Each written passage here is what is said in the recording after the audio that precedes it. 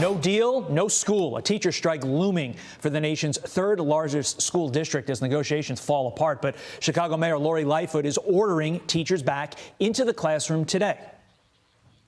All teachers, pre-K through 8, must report. And those who do not report to work, and I hate to even go there, but we're going to have to take action. If there's a will, there's a way. I mean, I think if they get creative and are willing to make compromises, this is something that could be solved. Right now, we're not seeing the compromises at the table that we would need.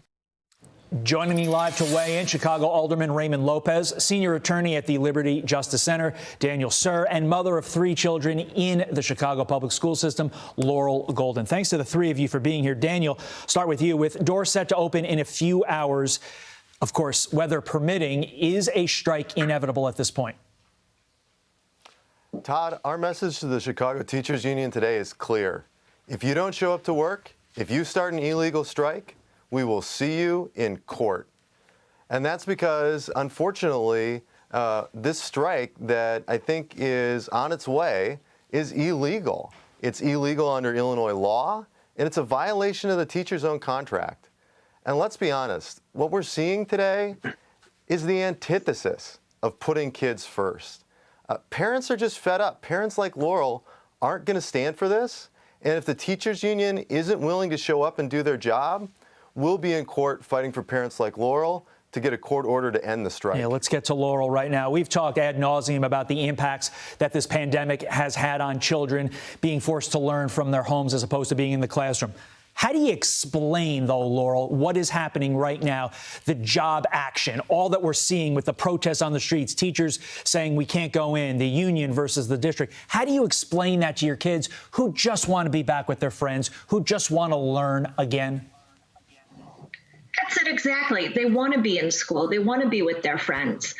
I don't know how to explain it to them so that they can understand. They have friends who live in the suburbs. They've been going to school since September, all day, every day.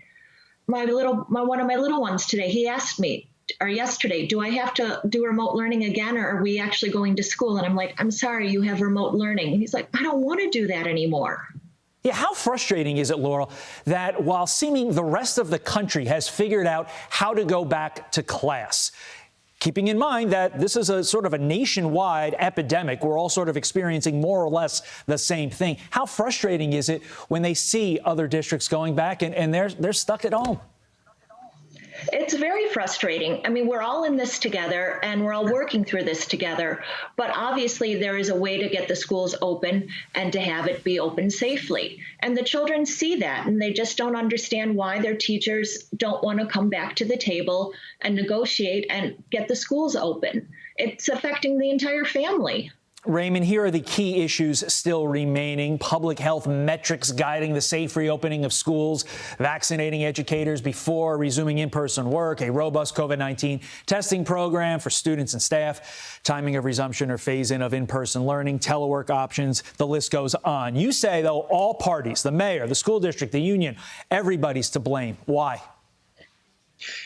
You know, the fact that we were going to send our children back to school at some point should have been at the forefront of the conversation since our schools closed down in early March of 2020.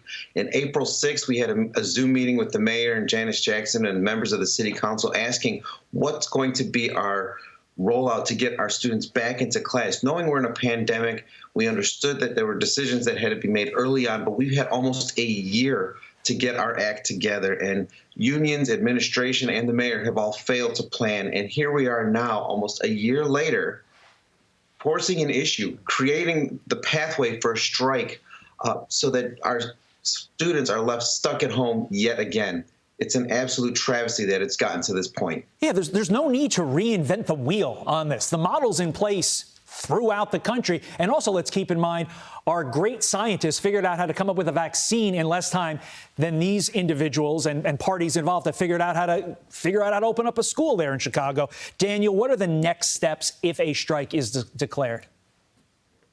Yeah, if there's a strike, we will see the union in court. We have a lawsuit ready to go on behalf of parents.